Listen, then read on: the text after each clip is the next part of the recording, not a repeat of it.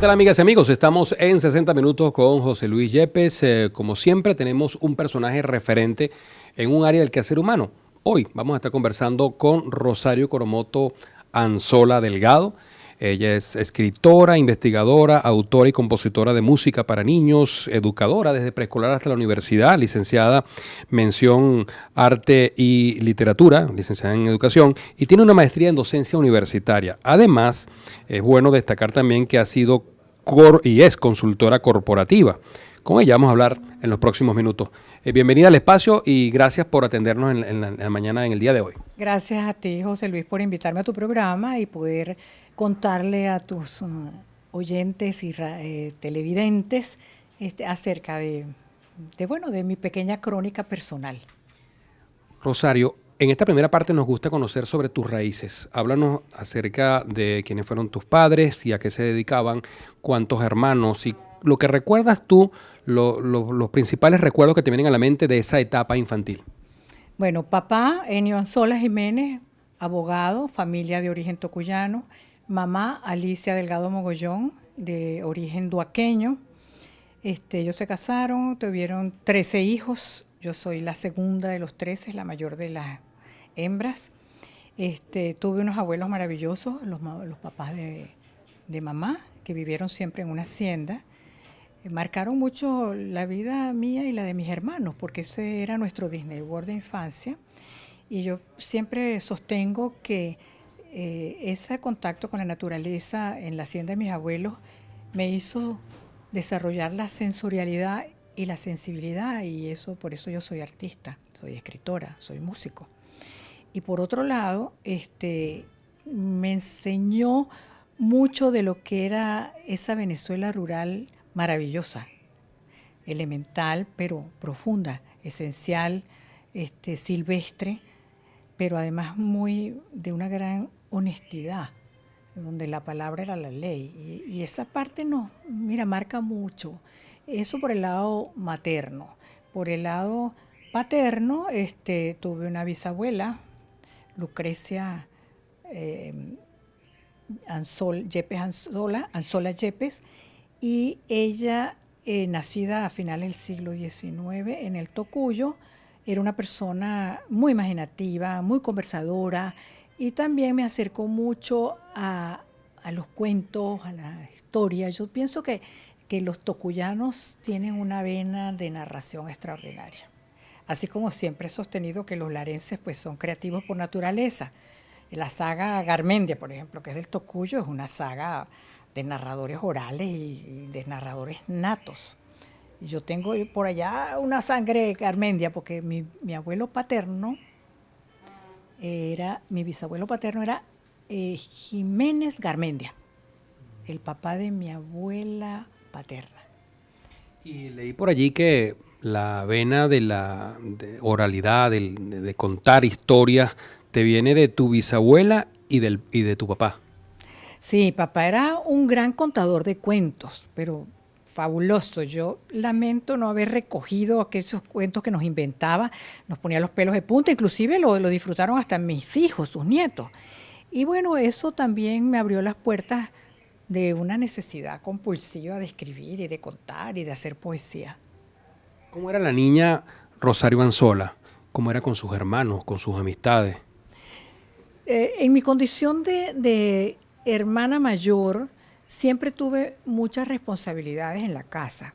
Y papá me lo recalcaba: tú tienes que ser el ejemplo, tienes que cuidar a tus hermanos. Entonces yo creo que yo fui una mamá prematura. Me dejaban a todos esos niños muchas veces que papá y mamá o se iban a una fiesta o una reunión o iban a Caracas o se iban de viaje, y yo no tenía manera de cómo entretener a aquellos muchachitos, porque imagínate, si Manuel, mi hermano, que es el mayor, tenía 10, yo 9, Quinco 8, la Pelusa 7, la Hichera 6, la otra 4, éramos muchos. Entonces yo inventaba actos culturales, los ponía a cantar, a hacer adivinanza, a jugar, y quizás eso me desarrolló no solamente el conocimiento de la mentalidad infantil, sino una necesidad de hablar con el lenguaje del corazón. Yo creo que ese es el quid del asunto. Por eso es que yo escribo para niños con mucho gozo, con mucho entusiasmo, porque para escribir para niños hay que escribir desde el corazón. Y eso me lo enseñaron mis hermanos y después mis hijos y después mis alumnos sabios, porque en cada niño vive un sabio. Yo aprendo todos los días de los niños. De allí tu frase, los niños son mis maestros. Exactamente, y es así, los niños son mis verdaderos maestros. ¿Dónde estudiaste la primaria? ¿Cómo fue ese proceso ya de salir de, digamos, del hogar materno, paterno e irte a la formalidad de la educación? Yo estudié desde kinder hasta quinto año de bachillerato en el Colegio San José de Tarbe de Barquisimeto, la Inmaculada Concepción. Puedo decirles que fue una educación para mí muy libre. Yo hacía en el colegio lo que quería. Por supuesto, siempre tuve una gran inquietud, así como les hablaba de la hacienda de mis abuelos. Cuando nos íbamos para allá, yo no metía ropa, yo metía colores, cuadernos de dibujo y libros. Y pichirreaba los libros cuando ya se me iban acabando, porque yo decía, bueno, ¿qué es esto? Y el 4, que es mi compañero de que tengo 4 años, porque yo soy tan músico, sin haber estudiado música, como escritora, como lectora, como mamá, como amiga. Esa es parte de mi esencia, pues. En el colegio, bueno, yo era una alumna buena, pero estaba en el coro, en el periódico del colegio. Siendo una chamita de 11 años, yo estaba en el periódico, en el centro de estudiantes. Tenía una vida muy activa y por eso mi insistencia siempre cuando estoy frente a padres y maestros, hay que darle a los niños todo un espectro de experiencias. Yo llamo la exploración de la vida sensible. Muchos años después, esta experiencia personal con mis hermanos, en el colegio con mis amigos, me hizo volcarme a hacer en Barquisimeto, lo hice con Cecilia Garmendia de Barrio, unos talleres que se denominaban ASOPAJO, Asociación para el Joven, que realmente eran talleres de prevención de droga. Y nosotros trabajamos la parte de prevención, pero desde el punto de vista exploratorio. Buscar los talentos, mostrarle al niño cómo se puede expresar desde adentro. Fue una experiencia hermosa que me marcó y consolidó mucho ese conocimiento del espíritu infantil que me permite no solamente escribir para ellos, sino que me permite inventar canciones para ellos, que me permite incluso crear una didáctica muy novedosa que aplicamos en el proyecto Papagayo, patrocinado por el BBU Provincial. Ya va a cumplir 20 años este año y es mi tercer hijo, como digo yo. Ese es un proyecto donde la didáctica está encaminada a la enseñanza de valores a través de la literatura. Sin embargo, no es una enseñanza de prescripción, sino de convicción. Y mira, todo lo que les estoy hablando es la sumatoria de una educación familiar, de una enorme familia nuclear y extendida, y de la educación que recibí cuando niña. De esa época, digamos, de los estudios en primaria, ¿alguna maestra o maestro en particular que recuerdes o algunas amistades? Mis hermanas amigas. Yo tengo amigas que estudiaron conmigo desde preescolar hasta quinto año de bachillerato, algunas no necesariamente los 13 años, y se convierten a lo largo de la vida en unas hermanas que el destino nos pone. Realmente es lo que más recuerdo, haber hecho unas amistades profundas y muy hermosas. Vamos a hacer una pausa en esta conversación que tenemos con Rosario Anzola y en breve continuaremos con mucho más de 60 minutos con José Luis Yepes. Rosario es mi hermana mayor y siempre ha sido también mi segunda mamá. Yo estoy convencida de que ella vino a este mundo con la misión de hacer ver a los demás las cosas buenas y bellas que les ofrece la vida.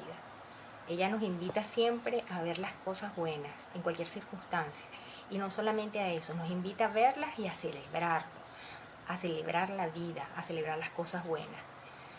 Ha sido para mí un privilegio contar con su presencia en cada acontecimiento de mi vida. La quiero muchísimo, es un orgullo para mí, para todos mis hermanos, tenerla a ella como hermana.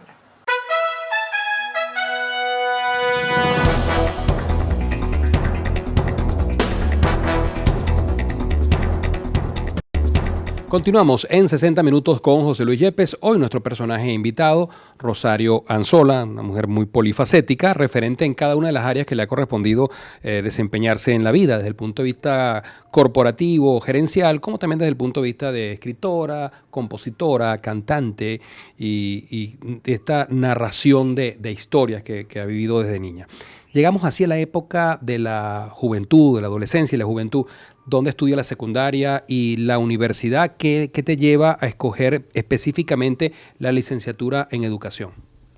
Bueno, en mis estudios de bachillerato, también en el Colegio Inmaculada, yo pensaba que yo iba a ser arquitecto. O sea, era mi sueño ser arquitecto. Y papá se empeñaba en que yo fuese abogado. Estudié los 5 años, los primeros 3 años, después me inscribí en ciencia, pues yo juraba que yo iba a estudiar arquitectura. Y con el tiempo, el destino me fue llevando por otras cosas. Yo en bachillerato les puedo decir que así como les decía de inquieta en el colegio, pero inquieta en el más sano sentido de la palabra, yo pasaba más tiempo fuera del aula que en el aula. O estaba en el coro de la capilla, o estaba enseñando 4 a las niñas más chiquitas, o estaba en el centro de estudiantes, o estaba en el periódico, o estaba fuera del colegio en reuniones con muchachos del Javier, de la Salle, del Colegio María Auxiliadora, las niñas, en cuestiones de liderazgo estudiantil. Les puedo decir que yo era y soy bastante contestataria. Mucha gente dirá, bueno, esta señora, como me dijo una vez alguien, esa señora tan tiesa y tan revolucionaria. Entonces le digo, no. Lo que pasa es que la esencia del artista es cuestionadora. Y yo fui bastante y soy bastante cuestionadora. Yo no creo en blancos y negros, pero creo en el cambio permanente, en la dinámica, en que si no nos hacemos preguntas, nunca tendremos respuestas, siempre nos vamos a vivir en la incertidumbre. Entonces yo les puedo decir que tenía unos encontronazos frontales con papá. Papá era un copellano, social cristiano, conservador, católico, y yo muchas veces le cuestionaba las cosas. Y él decía, ¿pero quién te está metiendo esas ideas en la cabeza? No. Y yo continúo siendo así. Es parte de mi vida. Es decir, yo no soy transgresora, que es otra cosa, pero sí cuestiono y analizo, y no me quedo con la primera respuesta. Entonces, rompes paradigma. Exacto. Y eso fue pues bachillerato. Luego, al no poder ir a estudiar arquitectura, me inscribí en el pedagógico.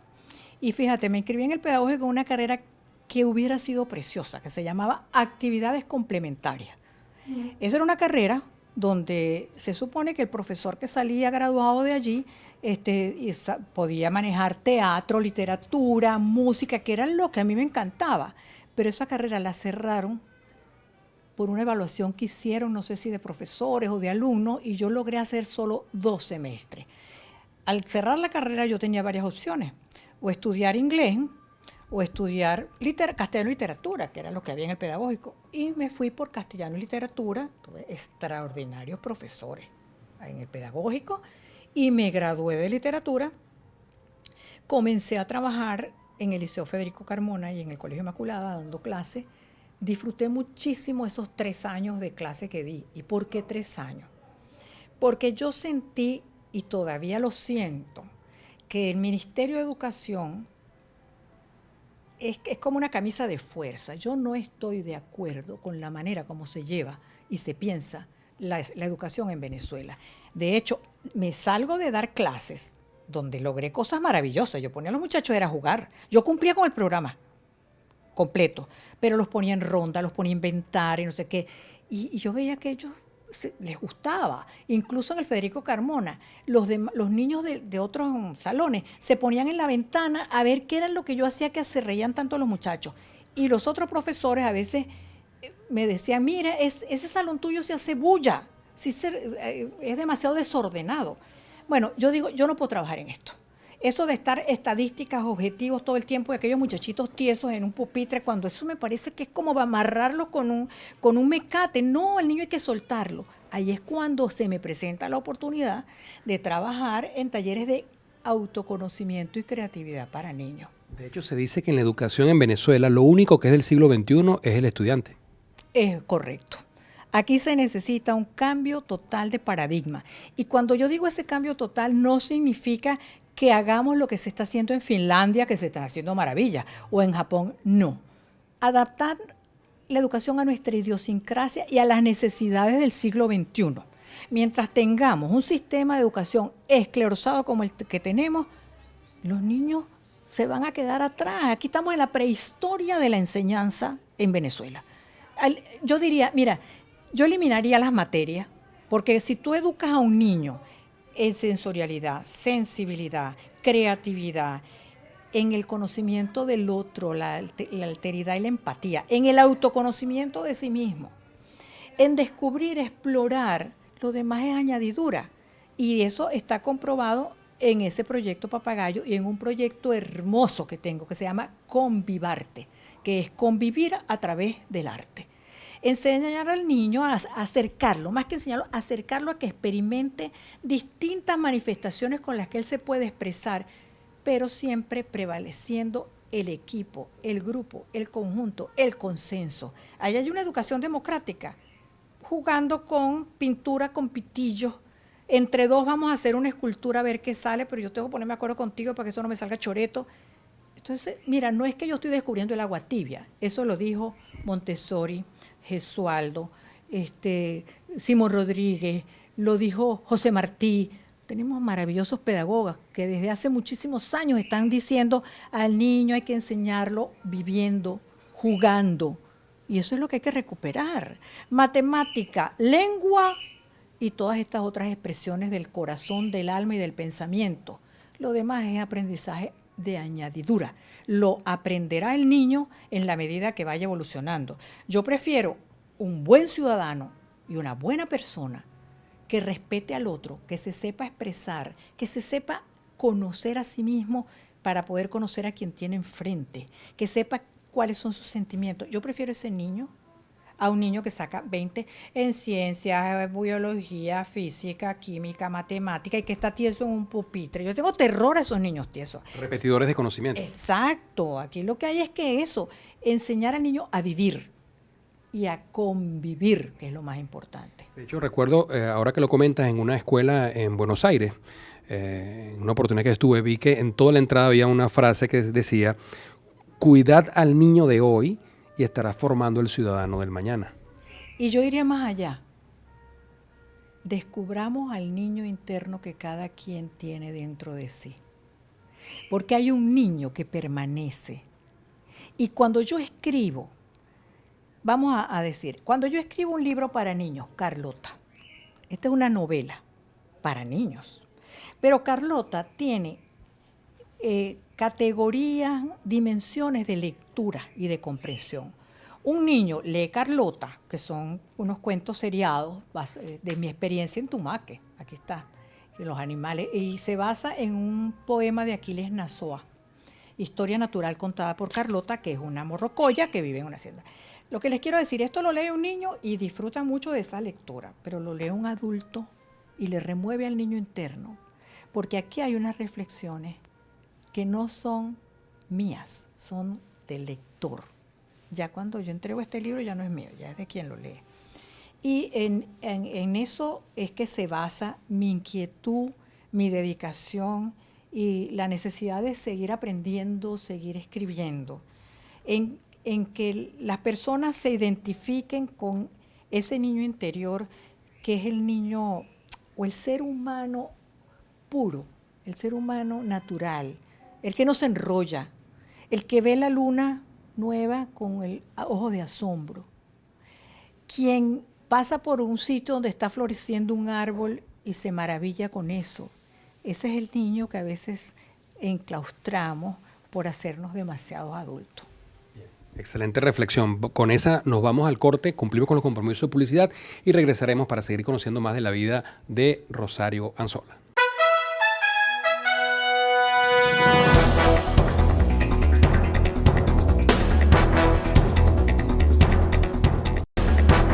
Avanzamos en 60 minutos con José Luis Yepes, su cita del fin de semana con Rosario Anzola, en este espacio que hemos estado hablando o desmenuzando parte de esas hojas de vida de nuestra invitada. Nos comentabas que, bueno, escoges la carrera y las razones por las que escogiste la licenciatura en educación y tengo entendido que el amor llega justo en el momento en el que estás desarrollando tu carrera universitaria. Es correcto. Sin embargo, me gustaría resaltar algo. Anteriormente hablamos, bueno, de esas vivencias mías, de esa crónica. No sé si vale la pena resaltar que en ese Barquisimeto de los años 60, yo fui reina de Barquisimeto, del folclore. En competencia con María Magda Colmenares, yo era la reina por Barquisimeto, ella era la reina por el Tocuyo. Yo no creo en los reinados de belleza.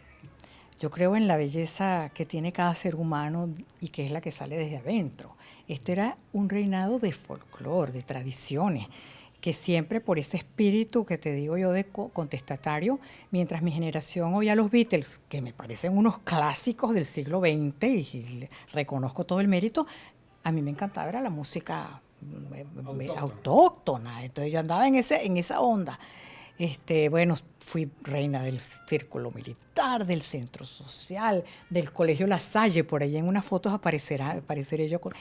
Todo eso viene a colación porque, claro, yo a los 17 años ya estaba muy activa y conozco a Ricardo Hernández Álvarez, que ya era abogado, inclusive papá lo conocía, de una familia de origen caroreña y yaracuyana, y bueno, nos conocimos en el colegio de abogados, nos casamos, yo me casé muy joven, me casé de 19 años, ya a los 20 años tenía a María Elisa, mi hija mayor, seguí estudiando, tuve que interrumpir por un tiempo por ella misma, porque me sentí mal en el embarazo, después retomé, me gradué, estuve a Ricky muchos años después, y bueno, realmente un premio de la vida son esos dos muchachos. Yo tengo una tercera hija que es mi hermana penúltima, que nació cuando yo tenía 16 años. Mamá tuvo una placenta previa y papá me la llevó para mi cuarto y esa niña durmió conmigo hasta el día que me casé. Ha vivido conmigo gran parte de mi vida. Es la hermana mayor de mis dos hijos, que son María Elisa y Ricky. Y bueno, eso es realmente un premio de la vida. Muchos años después, por diferencias pues que a veces lamentablemente surgen, me divorcié, me fui a vivir a Caracas, donde viví durante más de 30 años. Y hace un año me regresé a Barquisimeto. Yo cuando me fui a Caracas dije, en 2 años más o menos yo me vuelvo a Barquisimeto, porque yo tenía proyectos maravillosos acá, pero me fui enredando, que si salía esto, salió lo otro, y la verdad que también viví una etapa maravillosa en Caracas, de trabajo, de amigos, de invenciones. Y bueno, desde hace años y unos meses estoy aquí feliz en mi terruño como siempre estuve soñado y planificado. Desde el año 1983 llegaron esos otros hijos que han sido más públicos, porque como tú dices, una vez que escribes un libro y alguien lo toma y lo lee, ya deja de ser tuyo para ser parte, digamos, de ese imaginario colectivo. Es correcto. Yo comienzo a escribir, como les dije, de que tenía 7 años. Yo hubiera sido físico, arquitecto, médico y siempre hubiera sido escritora. Eso lo tengo yo muy claro. Entonces, bueno, yo tenía una serie de cuentos. Existía Fundacultura, acá en Barquisimeto, dirigida por Milagro Gómez de Blavia, que es una gran amiga, es una de mis hermanas amigas. Y ella sabía que yo escribía y me pidió unos textos y salió 7 cuentos en voz baja, que es cuentos para adultos, porque realmente yo también he hecho algunos libros para adultos y sobre todo poesía. Básicamente yo soy una poeta que hace también narrativa, pero mi filosofía de vida, mi acercamiento a la vida es básicamente a través del espíritu de la poesía. Tengo algunos libros de poesía, como este que se llama Los Yabos Ardidos, que dediqué a papá cuando cumplió 60 años, porque él decía, de las piedras más duras nacen los manantiales. Eso es lo que él decía cuando me ponían a mí a cantar. Entonces le hice este libro, que es un libro de poesía. Los yabos son unos árboles que florecen en el estado Lara. Cuando uno va hacia Carora hay muchos, en medio de aquel desierto, y hacen un estallido de amarillos maravilloso. Eso es lo que destaco acá, como en medio de un desierto, en medio de las piedras, puede haber flores. Tengo otro libro que se llama Barcos para la lluvia, que también es de poesía, y bueno, hay varios. Y este monólogo de un árbol solitario, que es mi segundo libro, que si les explico cómo nació van a entender el por qué escribo. Este libro nace porque Ricky, mi hijo, tenía como 4 años y se asomó. Yo estaba escribiendo, haciendo algo, estudiando, y me dice, mamá, ¿por qué los árboles crecen mirando al cielo? Era un árbol de mango que él estaba viendo. Y yo, erróneamente, porque uno aprende por ensayo y error, le digo, es que los árboles crecen mirando al cielo porque las hojas necesitan el sol por la clorofila, que es como la sangre. Y el muchachito me miraba, por supuesto no entendía nada.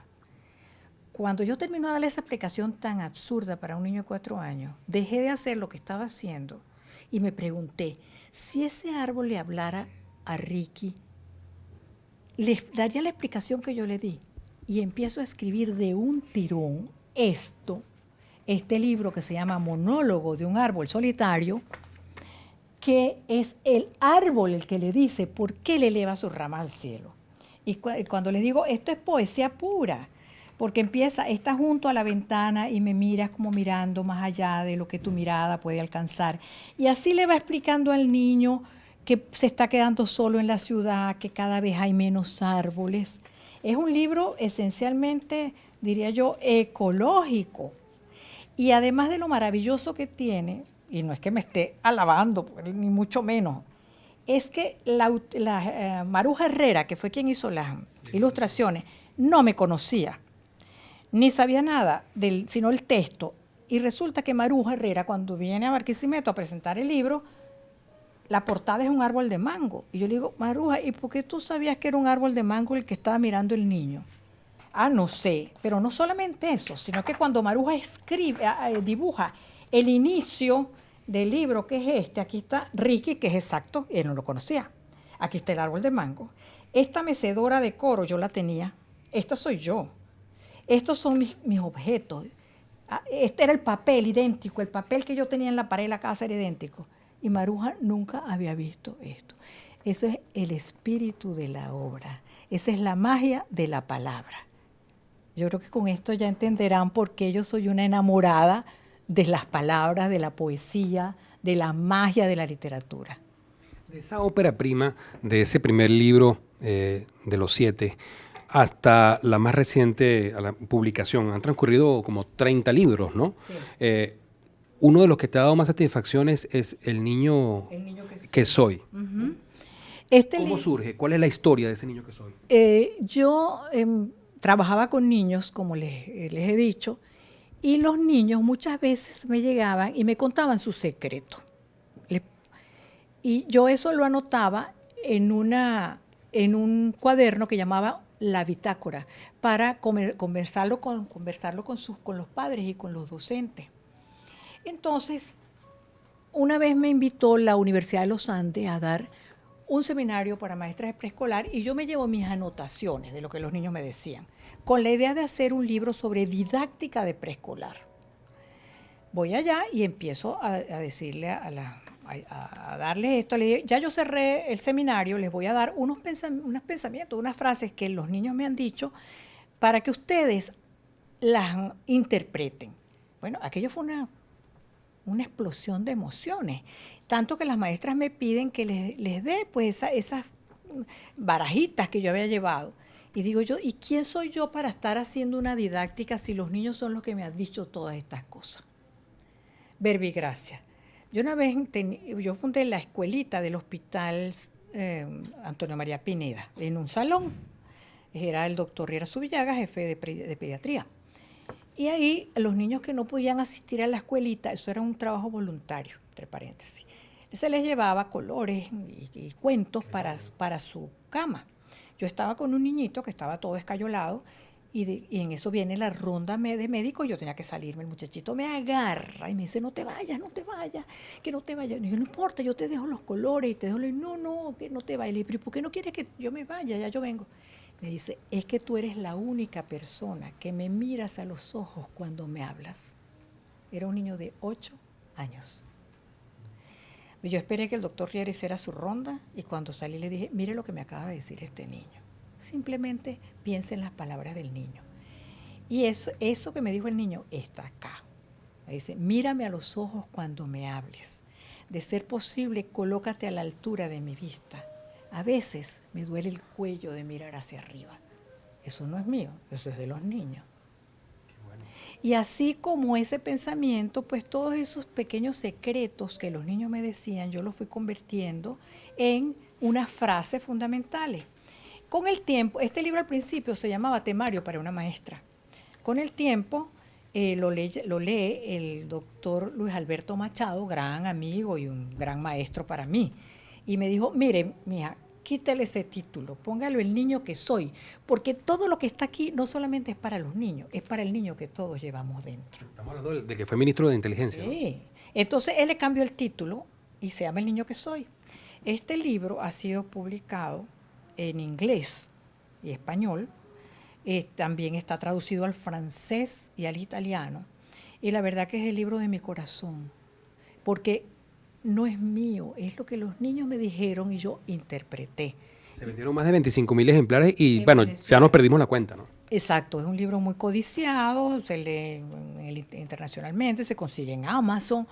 Y bueno, como les digo, mientras uno pueda ser el intérprete, sí, el demiurgo, el mago que juega con las palabras de los otros, de lo que tenemos adentro, pues uno está cumpliendo una misión en la vida. Gracias, Rosario. Vamos a hacer una brevísima pausa, una conversación que no provoca interrumpirla, sin embargo tenemos que cumplir con los compromisos para retomarla al regreso. No permanecer y transcurrir, no es perdurar, no es existir, ni honrar la vida. Hay tantas maneras de no ser, tanta conciencia sin saber, adormecida. Merecer la vida no es callar ni consentir. Tantas injusticias repetidas es igual que darle a la verdad y a nuestra propia libertad la bienvenida. Eso de durar y transcurrir no nos da derecho a presumir, porque no es lo mismo que vivir. Honrar la vida.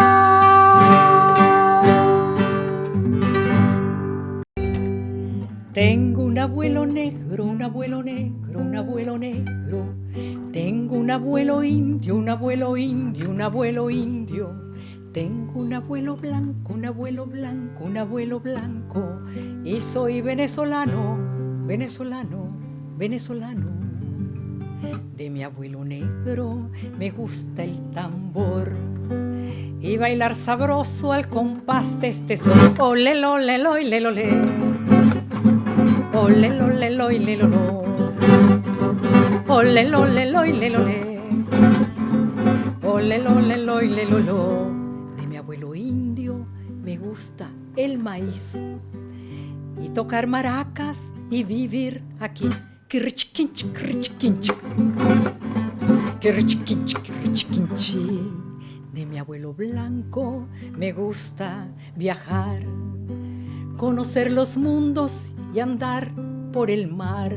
Lara y la y lara y la y lara, lara y la y lara y la y lara, lara y la y lara y la y lara, lara y la y lara.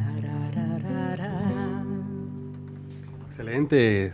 La autora de este tema que acabamos de escuchar, Los Abuelos, es nuestra propia invitada, Rosario Anzola. ¿Cómo surge eso de Los Abuelos?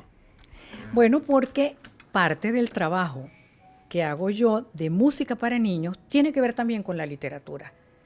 Y mira, no es que yo esté buscando siempre el didactismo, la enseñanza, no. Yo lo que busco es el juego, la alegría, ¿por qué no? También la tristeza, pero que sea, que responda a los intereses del niño. ¿Cómo explicarle a los niños el mestizaje? Entonces, en un día de la raza, conversando con los niños, tienen ese patuque, que si fue conquista, que si no fue conquista, que si es el Día de la Liberación, la Resistencia. Mire, lo que interesa es que nosotros somos mestizos. El venezolano tiene de negro, y por eso no podemos ir a un tambor porque se nos alborota la sangre, de indio, y por eso es que comemos arepa y nos encanta el maíz, y de españoles porque es nuestra lengua, porque es nuestra música, porque son nuestras raíces. Entonces una cosa tan sencilla como decir, tengo un abuelo negro, un abuelo indio y un abuelo blanco, eso somos nosotros. Entonces con esa simplicidad, bueno, el niño lo canta y va entendiendo, va internalizando por convicción y no por un libro donde lo que hay es un discurso histórico, va entendiendo de dónde viene y por qué es como es. Rosario, y precisamente de ese venezolano, o sobre ese venezolano, tú hablas y escribes sobre Nuestra Señora de la Coromoto. Me informan que esto fue un encargo que te hicieron las hermanas trapenses de Humocaro Alto, allá en el municipio de Morán. ¿Cómo no? En una oportunidad recibo yo una llamada de una de las hermanas, Jazmín Ferrer, y me dice, mire, yo la estoy llamando, yo conseguí su número porque usted escribe para niños, pero queremos escribir la historia de la aparición de la Virgen de Coromoto, pero no nos cobre tan caro. Entonces le dije, mire, hermana, primero, mi segundo nombre es Coromoto. Entonces yo tengo ese deber con la Virgen. Segundo, le dije yo, me parece estupendo, pero es que yo no solamente no les voy a cobrar, sino que los derechos son de ustedes. Ella me mandó un material, me puse a hacer una investigación, porque para este tipo de libros se requiere eso, y escribí este maravilloso libro desde el punto de vista de ilustración, que lo hizo el Gabo Sellanes, y por supuesto es un acercamiento del niño a esa historia de cómo apareció la reliquia, que ya no es reliquia, porque ahora hablan de una mariofonía. Aquí está algo explicado de la Coromoto, que es la patrona de Venezuela. Entre paréntesis, papá, que era muy mariano y muy devoto, a cada uno de nosotros, que somos 9 hermanas, le puso como segundo nombre el nombre de una virgen. A mí me puso Coromoto porque es la patrona de Venezuela. Y así, pero yo creo que ya a las finales se les fue como agotando las vírgenes, porque somos 9. Pero con muchísimo gusto hice este libro, bueno, y las monjitas lo tienen allá en el convento de las Trapenses de Humocaro y se consigue pues en otras librerías. También ha sido una constante hablar de la libertad en tu obra literaria. ¿Cómo no? Hay temas que están aparentemente vedados para niños, como es el tema de la muerte, ¿por qué no el tema de la libertad? Y yo lo asumo porque pienso que no es que se le insista al niño, pero el espectro ese del que yo siempre hablo, hay que explorar todo, hay que mostrárselo. Este fue un libro, 2 cuentos para la libertad. Fíjate que tiene un militar en la portada. Y ese es el general Bizcochuelo, así se llama en el libro, que era malo, malísimo. Y por algo que sucede acá se vuelve bueno, buenísimo. Al punto que tiene el emblema de amor y paz. Exacto. Entonces él al principio era muy malo y se caracterizaba por eso, pero ahí pasa algo que lo hace devolverle las flores a los árboles, por ejemplo. Ya ahí hay un cambio. Y el segundo cuento de la libertad es una tía maestra jubilada que la traen para enseñar a un niño que se portaba muy mal y que no quería aprender. Y ella le pareció un horror, la tía, porque era muy, muy rígida. Y resulta que a la tía le da un ACV.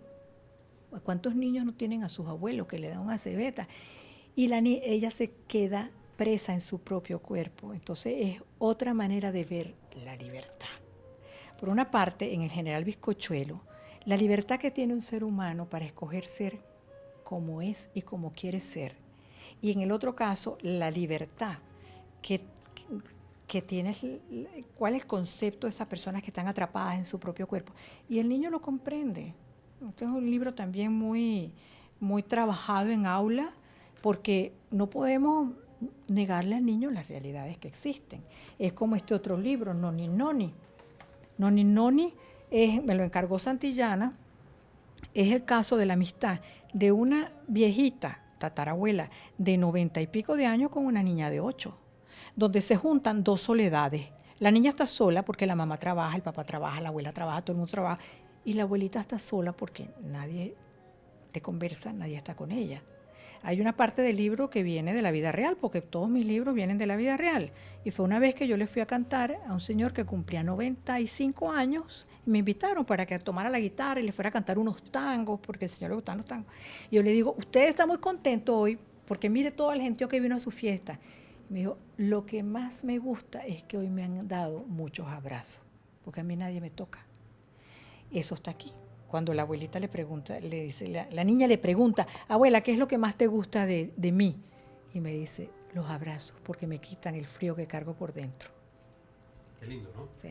Ahora, hay otro tipo de literatura que has abordado también muy, muy particular y muy peculiar, porque es un tema que es tan complejo a veces, visto desde el punto de vista de los adultos, que tú lo abordaste de una manera muy, muy llamativa. Explícanos cómo llegó a concretarse Encontré una moneda. Yo trabajaba en una empresa que hacía monedas o medallas conmemorativas, que es como realmente se llaman, para lo cual yo tuve que aprender. En aquella época no había internet y me fui al Banco Central a hacer una investigación de numismática para poder ejercer el cargo de hacer el contacto con los diseñadores, por ejemplo, Mateo Manaure, que hizo la medalla de la Chinita, Jesús Soto, que hizo la medalla conmemorativa de los 5 siglos del descubrimiento de América.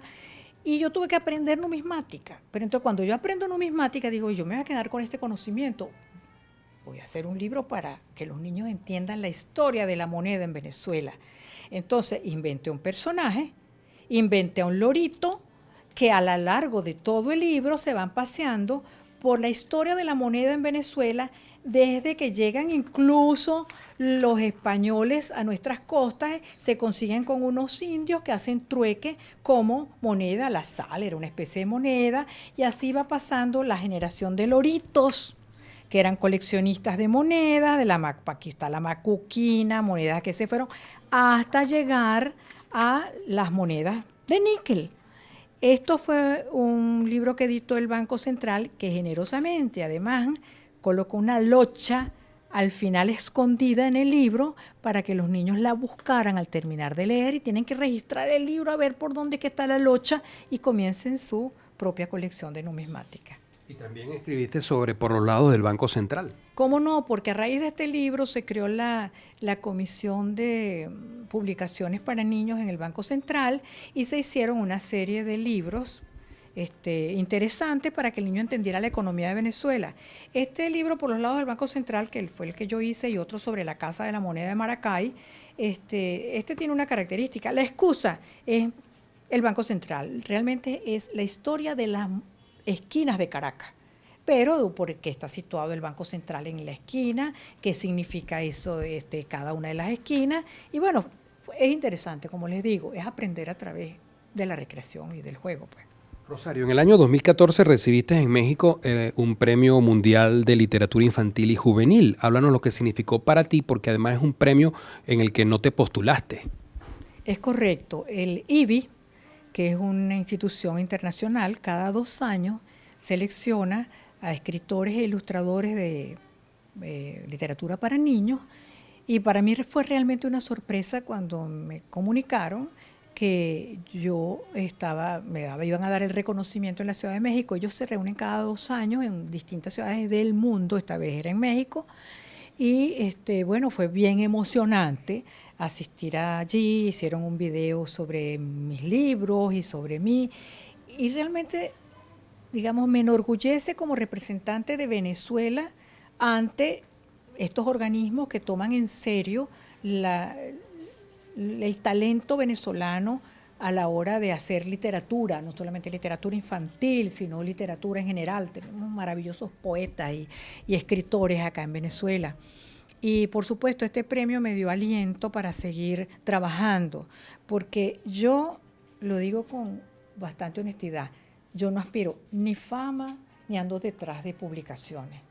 Yo lo que quiero hacer es, en mi breve crónica de vida, hacer lo que me gusta hacer, lo que creo saber hacer, y que realmente los lectores, que son mis depositarios de lo que hago, pues lo disfruten tanto como yo, aprendan tanto como yo. Y yo creo que lo del premio del IBI simplemente fue un empujón para decirme, mira, Ahora tienes que dedicarte a escribir más, que es lo que estoy haciendo ahora. Porque en ese tiempo hay que recordar que tú desarrollabas tu área de consultoría gerencial, de comunicación corporativa. Entonces no entendían los organizadores del premio y quienes estaban allí en el acto de entrega, cómo no estabas tú dedicado solo a eso y el gobierno por qué no te financiaba para que te dedicaras únicamente a eso. Es cierto, es cierto. Yo llevo una doble vida.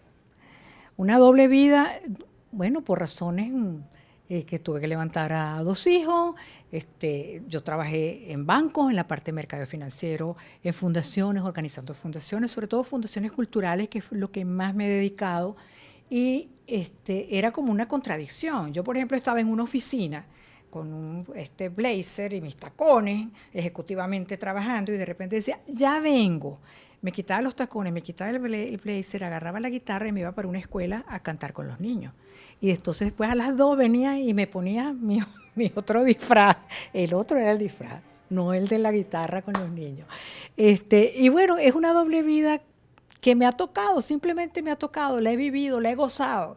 Pero ya a estas alturas del juego creo que he acumulado suficiente gozo como para que dedicarme en estos años que me quedan por vivir, como dice la canción de Gloria Estefan, pues a leer todo lo que no he podido leer, todo lo que quiero leer y sobre todo todo lo que quiero escribir. Preguntas rápidas para respuestas lo más corta que pueda.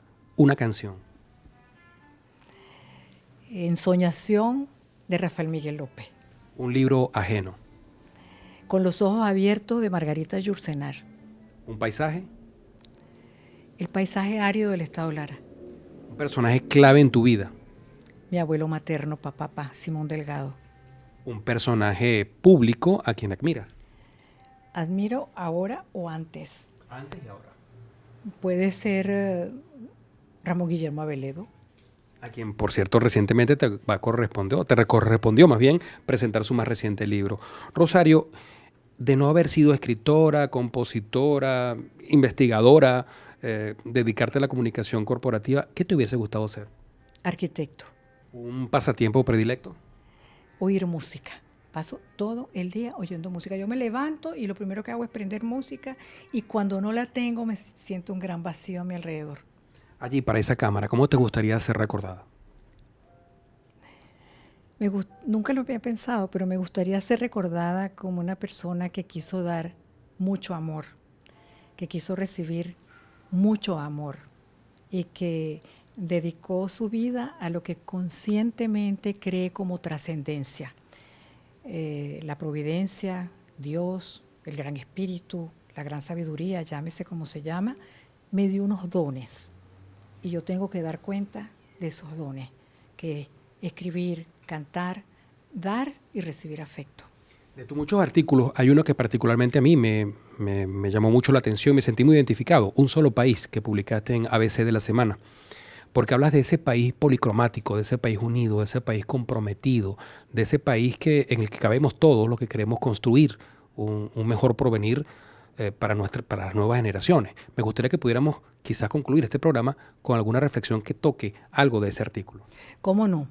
Así como la reciente canción que les hice de los abuelos, yo creo que el ser humano tiene dentro de sí muchos seres humanos. Tiene su pasado, tiene su presente, tiene las personas con quien viven. Y cuando yo hablo de esos proyectos a los que me he dedicado en alma, vida y corazón, son proyectos para vivir en la convivencia y desde la convicción.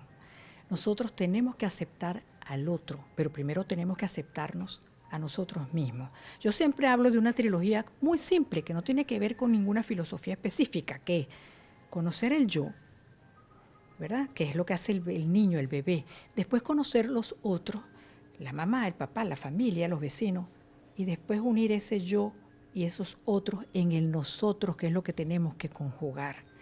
Y en ese sentido, ponerse en los zapatos del otro, ejercer la alteridad, ejercer la empatía, esa es la verdadera misión de padres, de ciudadanos, de maestros, es la verdadera misión de todo, de hacer ese mundo policromado, donde hay negros, blancos, indios, amarillos, donde hay quienes creen en esto y creen en lo otro, pero todos vivimos en el mismo planeta. Es más, hasta el planeta es parte de nosotros, o nosotros somos parte de ese planeta. Es decir, es el sentido holístico de la vida. Y si algo he hecho yo en mi desempeño profesional, en mi desempeño como mamá, en mi desempeño como hermana, en mi desempeño como familia, como comunicadora, porque no solamente es a través de los libros, a través de los artículos y de las canciones, de mis presentaciones de música. Si algo he hecho yo es luchar porque se ejerza la concordancia. La palabra concordancia es muy hermosa porque tiene adentro core, que es corazón, es con el corazón. Y yo creo que esa debe ser el sentido de todos los que estamos en este mundo. Es decir, concordar, consensuar, comulgar. Y yo creo que por allí va mi camino y el camino de muchos que me han acompañado y que me acompañan. Yo no quisiera decir ni siquiera lucha, porque la lucha tiene una connotación de lucha. No, es el sentido de la vida, convivir. Y de hecho tu mismo nombre lo indica así, porque eres un Rosario a la Coromoto, que es la patrona de los venezolanos. Gracias, Rosario, por atendernos, abrirnos las puertas de tu casa y ver este repaso por lo que son hojas de vida que pueden servir de mucho estímulo y ejemplo para las nuevas generaciones. Gracias por permitirnos estar acá en tu casa. Gracias a ustedes, gracias al camarógrafo, a Herrera y gracias al asistente. Y bueno, y muchas gracias a todos ustedes por su amable sintonía. Como dijo Rosario, en la cámara de Manuel Herrera, José Luis Yepes, será hasta un próximo 60 minutos.